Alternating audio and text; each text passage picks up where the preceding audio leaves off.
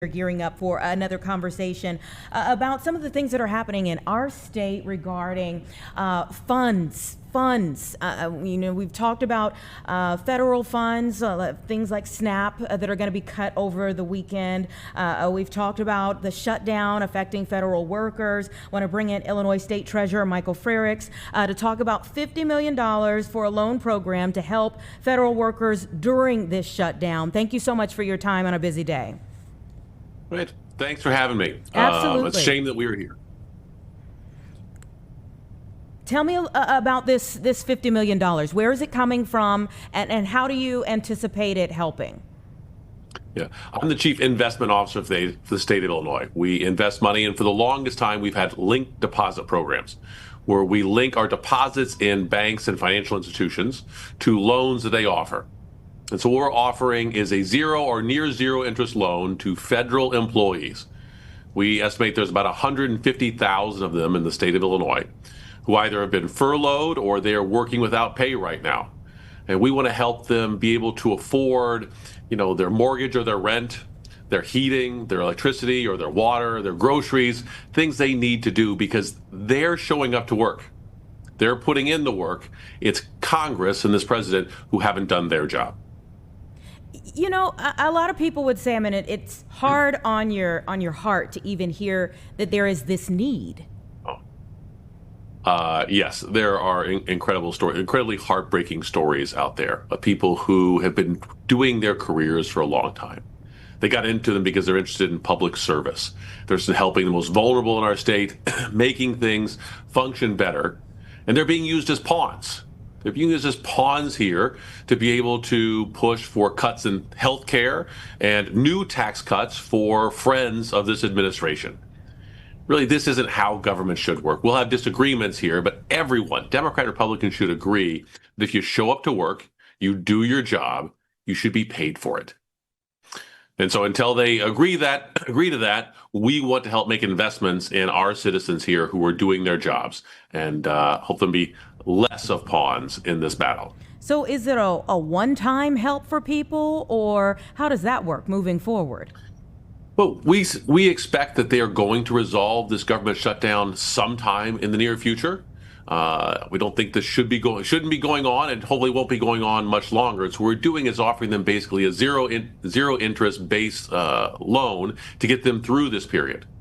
They're continuing to show up. We want them to continue to show up at our airports and our national parks and wherever these federal employees are working. And with this, they'll be able to make their rent, pay their mortgage, pay for the other expenses that come up with living day to day, and then we'll be paid back when the checks finally start being cut. And how exactly do they access this? So they can go through one of our banking partners. Right now, we're working with Great Lakes Credit Union. They have branches throughout Chicagoland and parts of downstate Illinois. So they can go in, ask about this low interest loan or this zero interest loan, and they get a loan and they pay it back when the checks are finally cut by the federal government. So if we had no shutdown right now, what would this money have been used for?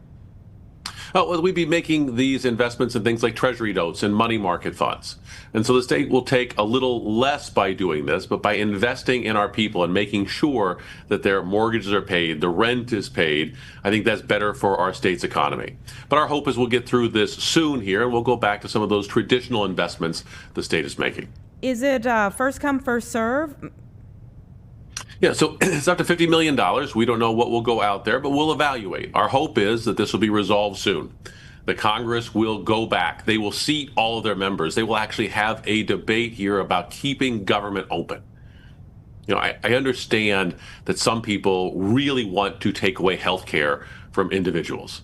And I understand that they want to have new tax breaks for other individuals out there. You can fight those, but you shouldn't use federal employees who are doing their jobs as pawns in this fight. This shutdown started October 1st. It's been going on for a while, and employees are finally starting to miss their entire paycheck. This is causing problems. I like to say in the state treasurer's office, we can't solve all of the problems in this country. We definitely can't solve this issue at the federal level, but that doesn't mean we can't be part of the solution. And part of the solution is helping families be able to pay their bills and to get through their lives if they're showing up and doing their part by showing up to work. Yeah, and you have an estimated 153,000 federal workers in Illinois. So is the loan, is it up to a certain amount that people can ask for? Yeah, so we work with financial institutions, and they are the ones who issue the loans. We backstop it with our deposits. So it'd be up to the financial institution. Mm-hmm. And is there anything else that you're preparing or prepared to do to help out? Let's say if this goes beyond, obviously 35 days would be the record, but let's just say if this goes to the end of November or further, are there things that you're already kind of saying maybe we can add on to this? Yeah, we're always looking at ways that we can be helpful. I'll repeat again, we can't solve all of our problems out there in the state and in the country, but we don't sit back and throw our hands up because we can't solve all of them. We look to see what we can do. And so we've also looked at our charitable trust grant program, which provides grants to smaller nonprofits, a lot of them being food banks, because we know that there are not just federal employees, but there are families who are reliant on SNAP benefits, and those are running out this weekend. We want to make sure that people don't go hungry. Unfortunately, there's not just one problem to address. It's a cascading problem out there. We've seen this in terms of cutting back Americans' abilities to feed themselves any number of ways, whether it be back early this year with that big bill they were crowing about that cut back funding for people for food, or earlier this year, cuts were made in food assistance to food banks. Or you see, everyone is feeling the pinch in rising prices. If you go to the grocery store, there was an awful lot of talk last year about stopping inflation on day one. Well, it hasn't happened. And we see it when you go to buy things like hamburger, or you're looking to buy your coffee or other things out there. That is taking away our purchasing power, which means people have less money to spend on their food. Yeah. And so we're trying to see what we can do to help alleviate some of this anxiety. We can't take care of all of it, but that doesn't mean we're not going to try to do something. Let me ask you this, maybe on a final note. Obviously, this is not the first time we've had a government shutdown.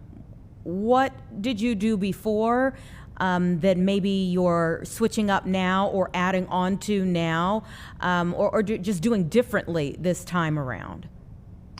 Yeah, well, the last time we did this was in the first Trump administration. I think we're about to set a record for the longest government shutdown, which will break the record set in the first Trump administration. And during that administration, we did the same thing. We went out to financial institutions. We used our power of linked deposit programs modeled on our Ag Invest program to help our state's farmers, to help our government employees. Fortunately, that was resolved soon enough that it didn't require an awful lot. But there are a lot of families facing anxiety out there. Maybe they've got a little bit of savings. Maybe they know, well, hey, I can pay the bills for the next couple of weeks or so. But if this drags on further, what am I going to do? And if they know that the state is there and has their backs, it helps reduce some of that anxiety. And so some of this is providing money, and some of it is providing assurances that someone out there is looking out for them. All right. Thank you so much, Illinois State Treasurer Michael Frerichs. We appreciate your time. Thank you.